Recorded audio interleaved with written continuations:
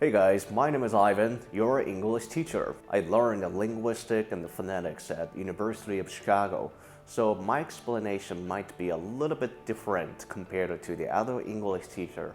So I hope you find some hints from my teaching today. Alright, so in today's lesson, I would like to talk about and also teach the definition of that person.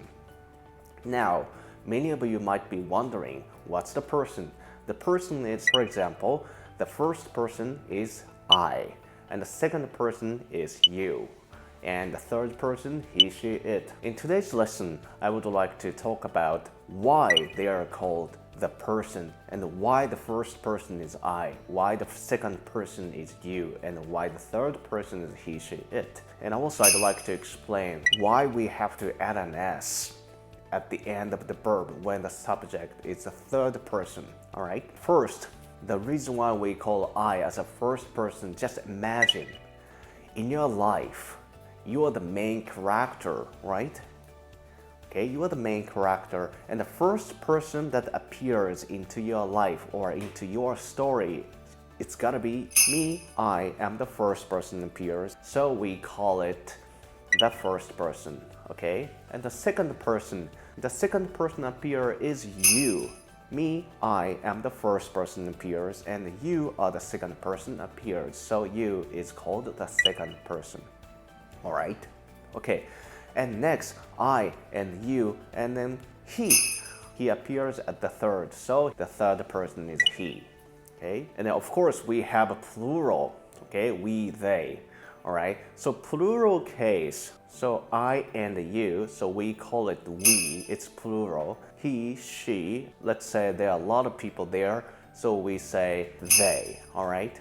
You might be taught by your English teacher, okay, he, she, it is the third person to remember, okay? So, well, actually, I don't think this is really efficient. For example, my computer or my daddy, what person is it? Okay, so this kind of an inefficient way of thinking appears if you remember the third person is he, she, it. So basically, you can say I and you and the plural. Other nouns are all third person, okay?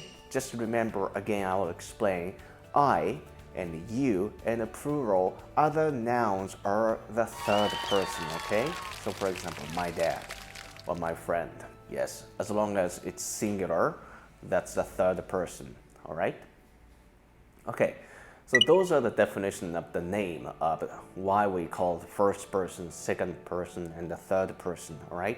Okay, so then next, lastly, I want to talk about why we needed to add an S at the end of the verbs, okay? So basically for the first person and the second person and the plural nouns case, so every verb actually has hidden do, right? So for example, like this, I like cats, I like parentheses do and cats. So this do is basically hidden. So that's the reason why when we make a negative sentence, we say we do not like cats, we don't like cats, all right?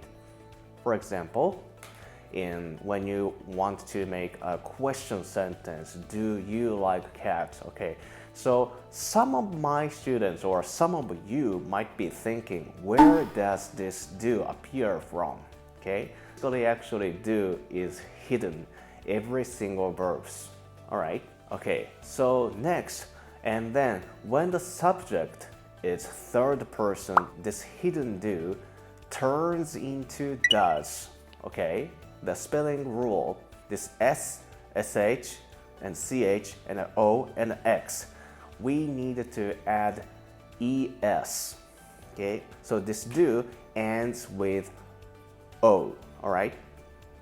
So that's why we needed to add ES, and then that sound changed to does, okay? We don't say do's, we say does, okay? So remember, this does consists of 4 letters, see?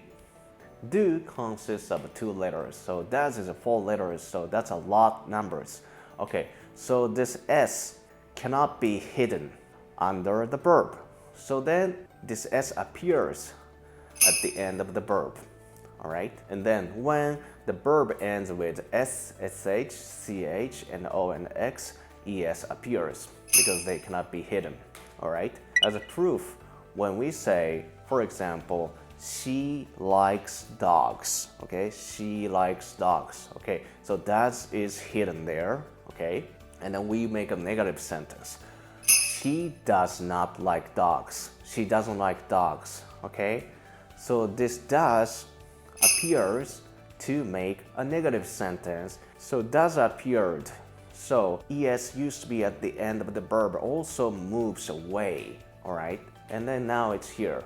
So that's why we do not say she does not like dogs. Alright? We don't say that. Grammatically it's impossible. You have to understand this grammar construction, and then after that you will never ever make the same mistakes again.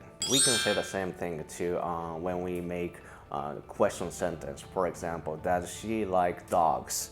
Does appears in here, so we do not have to use es or s anymore.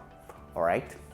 Okay, so that's the end of the lesson today. I hope you understand, and I hope this video was helpful for you.